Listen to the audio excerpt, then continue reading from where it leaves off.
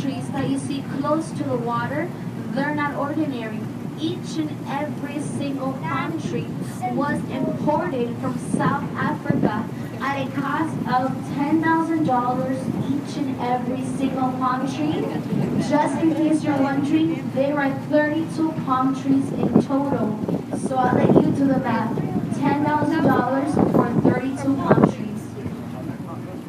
La mansión le pertenece al Dr. Philip Frost, el Dr. Kubo, la compañía segunda más grande farmacéutica en los Estados Unidos, IVAX, y después vendió la compañía entera a un costo de $12 billones.